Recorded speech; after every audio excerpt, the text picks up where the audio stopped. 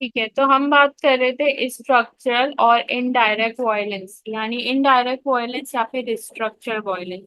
सबसे पहले हमारे पास इसकी टाइप्स के अंदर इनडायरेक्ट वायलेंस की अगर मैं बात करूं तो इनडायरेक्ट वायलेंस वो वायलेंस जो कि इनडायरेक्टली किया जाए, यानी कि डायरेक्टली फिजिकली कोई आपको मार नहीं रहा, आपको फिजिकली कुछ नहीं कर रहा, लेकिन आपको इनडायरेक्टली जो है वो उसका इफेक्ट पड़ रहा है।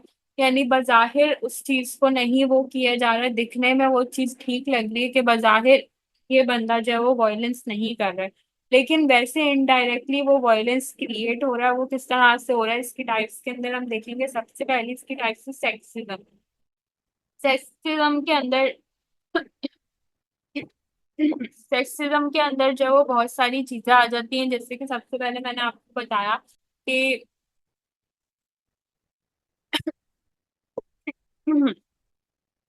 सॉरी, ठीक है, तो हमारे पास सेक्सिज्म के अंदर बहुत सारी चीजें आ जाती हैं, जैसे कि हमारी सोसाइटी के अंदर डिस्क्रिमिनेशन होता है on the basis of sex या फिर जेंडर। हमारी सोसाइटी के अंदर एक जेंडर को दूसरे जेंडर से वो किया जा रहा होता है, वो भी हमारे पास इनडायरेक्ट वायलेंस। वैसे ओवरऑल अगर हम देखें तो वो एक इनडायरेक्ट वायलेंस क्रिएट हो रहा होता है सोसाइटी के अंदर, कि भाई आपका जेंडर ये है और आपका जेंडर इस तरह का है, आप ट्रांसजेंडर हो, आप तो ना तो मेल हो ना फीमेल हो, आप तो ये अजीब सा ही कोई जेंडर हो। और इस तरह से हम लोग जैसे हमारी सोसाइटी के अंदर ट्रांसजेंडर घूम रहे होते हैं, तो हम उनके साथ क्या कर रहे होते हैं, हम उनके साथ सेक्सिज्म ही कर रहे होते हैं। हम उनको कह रहे होते हैं कि नहीं नहीं, जाओ यहाँ से। और अपने कुछ लोग तो अपने बच्चों को डरा के रखते हैं कि यार ये कौन है, इससे दूर। और उनके बच्चे भी बहुत ज्यादा डर रहे होते हैं, तो उनको बहुत बुरा फील हो रहा होता है कि यार किस तरह का हमारा जेंडर है और किस तरह से हमें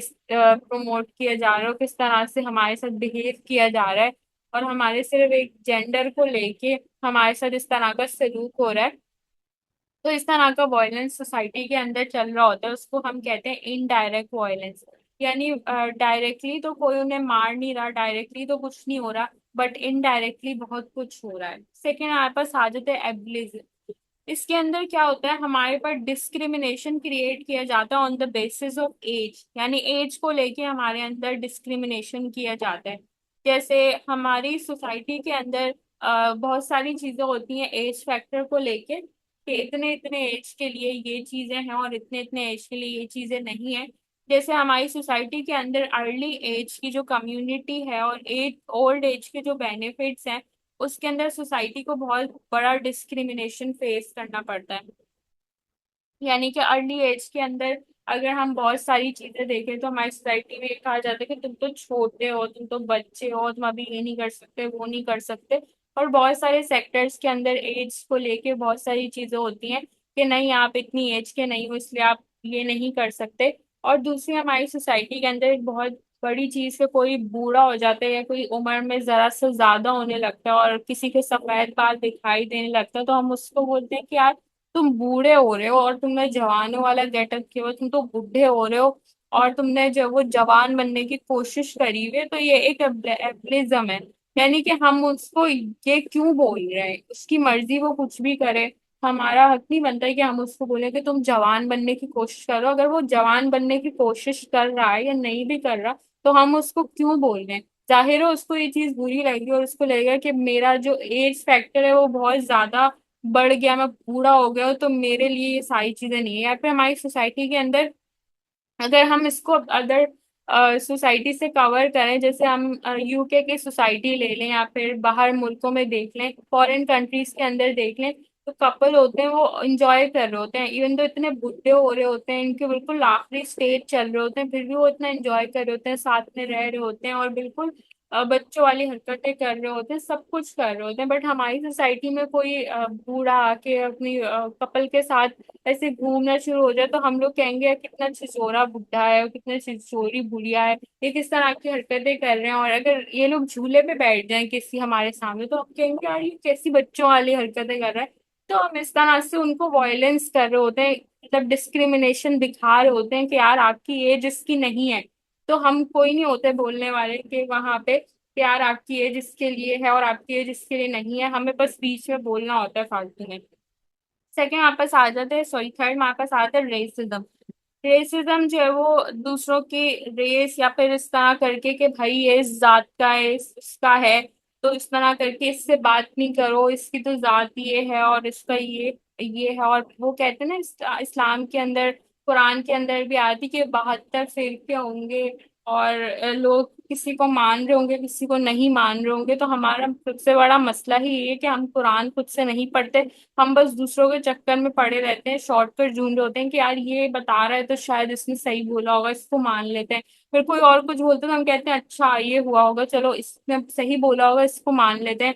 तो हमारे पास जब एक चीज प्रोवाइडेड है हमें कि हम उसमें देख सकते हैं कि भाई उसके अंदर क्या सही है क्या गलत है, लेकिन हम फिर भी उसको नहीं देखते। हम सोचते हैं कि यार कौन इतनी मेहनत करे, कौन उसको जाके पढ़े और फिर कौन उसको खुद से समझे। तो इससे अच्छा है कि हम उसको कोई शॉर्टकट निकाल लें और फिर उसको मतलब वो कर लें कि यार इसने बोला है तो ऐसे ही होगा। उसके अलावा हम लोग जो है वो एथनिसिटी पे भी वो कर रहे होते हैं, रेसिज्म के अंदर वो भी आ जाता है कि हम जो है वो माइनॉरिटीज को डिस्क्रिमिनेट कर रहे होते हैं अपनी सोसाइटी के अंदर कि भाई ये लोग तो हिंदू हैं, ये लोग तो ऐसे हैं वैसे हैं। तो ये हमारी सोसाइटी के अंदर वॉयलेंस का रोल प्ले करता है किसी को भी इस तरह से बोलना। फोर्थ हमारे पास आता है discrimination on the basis of wealth. यानी ये तो बहुत बड़ा डिस्क्रिमिनेशन है। कोई पैसे वाला इंसान होता है, हम उसको अच्छी सीट पे बैठाते हैं कि भाई ये पैसे वाला है, इसके पास बड़ा पैसा है तो इसके लिए कुर्सी भी अच्छे वाली होनी चाहिए। और ऑन दी अदर हैंड अगर हमारे पास कोई ऐसा इंसान आता है जो वेल्थ में इतना अच्छा नहीं, तो हम कहते हैं छोड़ो यार कहीं भी बैठ जाएगा, नीचे भी बैठ जाएगा, ये तो उसको नीचे भी बिठा देंगे, इसके लिए इतना एहतमाम करने की क्या जरूरत है। मतलब अगर हमारे खुद के घरों में भी अगर हमारे माइंडसेट इस तरह के बने हुए हैं, हमारे खुद के घरों में भी कोई ऐसा इंसान आएगा जो वेल्थ में इतना अच्छा नहीं होगा, इतना वेल्थी नहीं होगा, तो हम उसको वैसे ही ट्रीट करेंगे। हम कहेंगे यार इसने कौन सा इतनी चीजें देखी होंगी, इसने कौन सा वो देखी होंगी, चलो इसके लिए ना थोड़ा सा कर लेते हैं, वो भी बहुत होगा। बट अगर हमारे पास कोई ऐसा इंसान इनवाइटेड हो जो वेल्थ में अच्छा हो, तो हम फिर कहेंगे कि नहीं, उसके लिए तो अच्छे वाले ब्रांड का पिज्जा मंगवाएंगे, अच्छे वाले ब्रांड का जो है वो ब्रोस्ट मंगवाएंगे, क्योंकि वो हाइजेनिक होगा, वो अच्छे खाता होगा। उसके साथ हम सैलेड भी रखेंगे क्योंकि वो सैलेड भी खाता होगा, तो अमीर आदमी है वो, तो ये सारी चीजें खाता होगा, उसका ध्यान रखता होगा। और वो भी अगर हमारे यहाँ आ जाए और हमने उसके साथ अमीरों वाला एहतमाम नहीं किया हो, तो वो भी बुरा मान जाता है कि भाई मैं एक तो इतना अमीर हूँ और फिर भी मुझे वैसे ट्रीट नहीं किया जा रहा। इसीलिए हमारी सोसाइटी के अंदर इस वायलेंस की वजह से और इस डिस्क्रिमिनेशन की वजह से सब लोग वेल्थ के पीछे भाग रहे होते हैं और सब लोग कह रहे होते हैं कि नहीं हमें पैसा चाहिए, हमें पैसा चाहिए, क्योंकि सोसाइटी ट्रीट उसको वैस तरह से कर रही होती है। जिसके पास पैसा होता है वो उसको वैसे ही ट्रीट कर रही होती है कि इसके पास बड़ा पैसा है, तो इसकी जो वैल्यू है वो बढ़ गई है हमारी नजरों में। बट हमारे इस्लाम में इस तरह नहीं है, हमारे इस्लाम में इक्वालिटी है। और इसीलिए हम जब मस्जिदों में जाते हैं तो एक ही लाइन में सब खड़े होते हैं, वहां पे कोई ये नहीं पूछता कि आप पैसों में ज्यादा हो, आपकी वेल्थ अच्छी है तो आप आके फर्स्ट लाइन में खड़े हो सकते हो, जिनकी वेल्थ अच्छी नहीं है वो जाके लास्ट लाइन में खड़े हो। वहां पे इस तरह का कोई सिस्टम नहीं है, वहां पे हर कोई एक बराबर होता है और सबको एक बराबर ही ट्रीट किया जाता है, सब एक साथ एक एक जगह नमाज पढ़ते हैं मिलके। तो हमारी सोसाइटी में इस तरह की चीजें क्रिएट की गई हैं खुद से, जबकि इस्लाम में इस तरह का नहीं है। फिर आ जाता है discrimination on the basis of religion.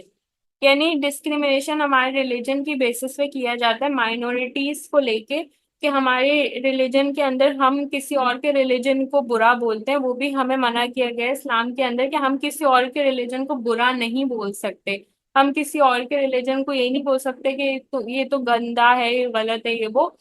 तो हम उसके मुंह पे नहीं बोल सकते, भले हम बिलीव करते हैं कि हाँ हमारा रिलीजन सबसे अच्छा है और हम अपने रिलीजन को मानते हैं, बट फिर भी हमें उस इंसान को इस तरह से डिस्क्रिमिनेट नहीं करना चाहिए। हमारी पाकिस्तानी सोसाइटी में तो इतना ज्यादा नहीं है, बट जो दूसरी सोसाइटीज होती हैं यानी कि इंडिया वगैरह के अंदर, वहाँ पे मुसलमानों को बहुत बुरे तरीके से ट्रीट करते हैं। यहाँ तक कि कोई उनके साथ, अब जब से मोदी गवर्नमेंट आई है उसके बाद से जो मुसलमानों को ट्रीट किया जा रहा होता है, उनको बिल्कुल ही ऐसा समझा जा रहा होता है कि वो पता नहीं इंसान नहीं है, कुछ और ही है। जैसे बर्मा के अंदर बहुत पहले आप लोगों ने देखा होगा कि मुसलमानों को इतनी बुरी तरीके से मारा जा रहा था सिर्फ इसलिए कि वो उनका रिलीजन इस्लाम है।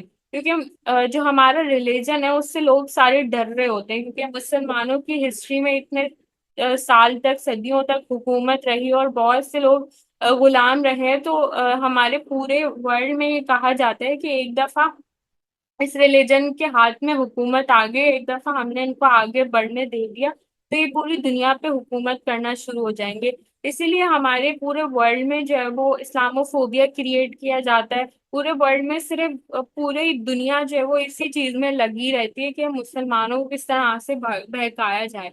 एक टॉक शो चल रहा था, उसमें मैं देख रही थी, उसमें एक लड़की होती है, वो कहती है कि यार क्या पूरी दुनिया हमारे पीछे ही पड़ी हुई है, क्या पूरी दुनिया को हम ही से मसला है, हमारे पीछे क्यों पड़ी हुई है। तो वो उसका बहुत अच्छा जवाब देता है कि क्योंकि ये लोग डरते हैं हमसे, इनको पता है कि एक दफा हम लोग पिक्चर में आ गए तो फिर हम लोग जो है वो पूरी दुनिया पे हुकूमत कर सकते हैं। तो इसीलिए ये लोग सारे हमसे बहुत ज्यादा डरते हैं, और इनको पता है हिस्ट्री में कितने साल तक गुलाम रखे हैं मुसलमानों ने, इतने साल तक जब वो हिंदू गुलाम रहे और उन्होंने उनकी खिदमत करी है। बहुत मुश्किल से वो चीज खत्म हुई है, और अब भी लोग चाहते हैं कि नहीं, ये चीज दोबारा ना आए, क्योंकि इस चीज को अफोर्ड नहीं किया जा सकता। इसीलिए हमारे इस्लाम को जो है वो बहुत ज्यादा डिस्क्रिमिनेशन मिलता है। और अगर पाकिस्तान की बात की जाए तो माइनॉरिटीज के साथ भी डिस्क्रिमिनेशन है। यानी कि इस तरह का डिस्क्रिमिनेशन के बहुत सारे माइनॉरिटीज को पकड़ के ले जाके उनको टॉर्चर किया जाता है कि आप इस्लाम को कबूल करो, जबकि इस्लाम के अंदर इस तरह का कोई कुछ भी नहीं है। जैसे जाकिर नाइक बहुत से लोगों से जब वो मुसलमान होते हैं उनसे पूछते हैं कि आपके साथ कोई जबरदस्ती तो नहीं कर रहा, तो इस तरह से अगर कोई इस्लाम कबूल करने आता है तो उससे भी इस तरह से पूछा जाता है कि आपके साथ कोई जबरदस्ती नहीं है, आप अपने मर्जी से इस्लाम को कबूल करना चाहते हो तो ही आप इस्लाम को कबूल कर सकते हो, वरना आपके साथ कोई जबरदस्ती करके आपको कबूलियत की तरफ नहीं लेके आ सकता। तो हमारी सोसाइटी के अंदर बहुत सारी चीजें चल रही हैं। और दूसरी इधर उधर की एग्जांपल्स देने का मकसद ये है कि अगर आप इसका कुछ लिखते हैं डेफिनेशन, तो सिर्फ यही नहीं कि आपने बस रूखी सूखी डेफिनेशन ही लिख दी है। इसका मतलब ये है, बताने का मकसद ये है कि एग्जाम्पल्स भी साथ में लिखनी है, सिर्फ डेफिनेशन नहीं लिखनी है।